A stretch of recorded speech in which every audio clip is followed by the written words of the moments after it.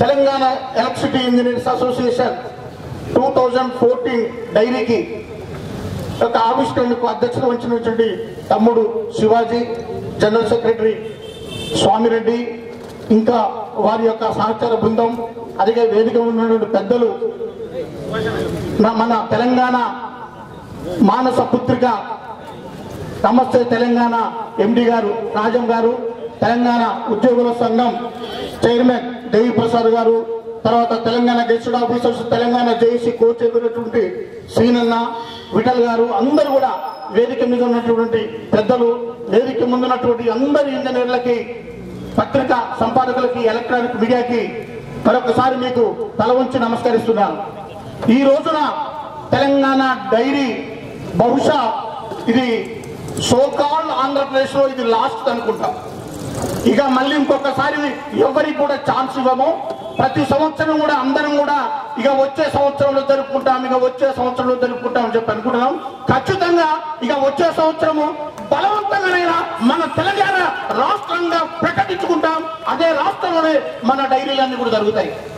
ఒకటి గుర్తు చేస్తున్నాను, ఒకప్పుడు మనం అనుకునే వాళ్ళం ఎలక్ట్ రైలు మన హైదరాబాద్ లో ఏమనుకునే వాళ్ళం, ఆ హ్యాబిట్స్ చౌరస్తాని ఎంత పేరుందో ఈ రోజున మా తెలంగాణ ఎలక్ట్రిసిటీ ఇంజనీర్స్ స్థాపించినటువంటి ఈ యొక్క జయశంకర్ చౌరస్తా కూడా అంతకంటే ఎక్కువ పేరు పొందిందని చెప్పి నేను గర్వంగా చెప్పుకుంటున్నాను. ఇక రాబోయే తెలంగాణలో మొన్ననే అన్నారు, బహుశా రాష్ట్రపతి గారు బహుశా చెన్నైలో, ఇక ఏ దేశమైనా దేన్నైనా ఒక జపాన్ ఒక సింగపూర్ తయారు చేయాలంటే అందులో ఇంజనీర్లే ప్రధాన పాత్ర అని చెప్పినారు.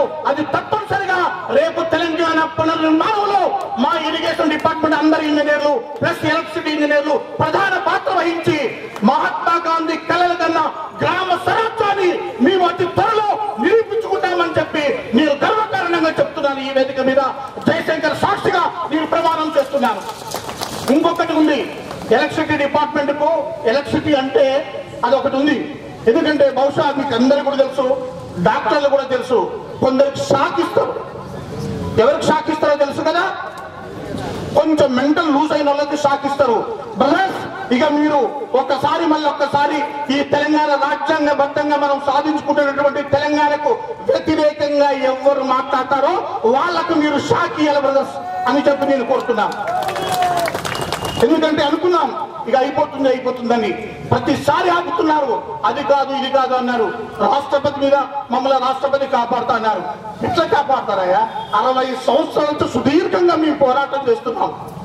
మేము 1000 మంది బిడ్డలను పోగొట్టుకున్నాం. అసలు మీ గురించి కాదు ఆలోచించాల్సింది, మాకు చేసినటువంటి ఎలక్ట్రిసిటీ పరంగా, ఇరిగేషన్ పరంగా, ఉద్యోగుల పరంగా మీరు చేసిన డ్యామేజ్ అసలు మాకు కావాలి, తెలంగాణ కావాలి. కొన్ని లక్షల కోట్లు కంపెన్సేషన్ మీరు చెల్లించాలని చెప్పి నేను అడుగుతున్నాను. మీకు కాదు ఇవ్వాల్సింది, మాకు నష్టం జరిగినది. ఈ రోజున 1000 మంది బిడ్డలను ఎన్ని కోట్లు ప్రకటిస్తే నా తమ్ముళ్ళు వస్తారు తిరిగి. తీరలు ఏ మండలం చూసినా, తెలంగాణలో ఏ పల్లె చూసినా విషాదగాల. కాబట్టి ఇప్పటికైనా మీరు మేధావులారా, కేసీఆర్ గారు ఎప్పుడు అంటారు వాళ్ళు మేధావులే లేరండి. నిజంగా మేధావులు లేరు. నిజంగా మేధావులే కనుక ఉన్నట్లయితే వాళ్ళ ప్రాంతం గురించి అడిగేవాళ్ళు. రాజ్యాంగబద్ధం తెలియదా?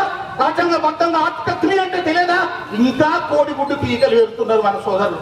దయచేసి ఇప్పటికైనా మీరు మానండి, సహకరించండి. మేము ఎవరు కూడా వ్యతిరేకం కాదు. కొద్దిమంది తెలంగాణ ద్రోహులకి, పెట్టుబడిదారులకు మాత్రమే మేము వ్యతిరేకం. ఇక్కడ ఉన్నటువంటి బిడ్డలు, అన్నలు, ఇక్కడ ఉన్నటువంటి పొట్ట కోసం వచ్చినటువంటి వాళ్ళందరూ కూడా మేము వ్యతిరేకం కాదు. అందరు కడుపులో పెట్టుకొని మనం అందరం బాయి లెక్క ఉందాం.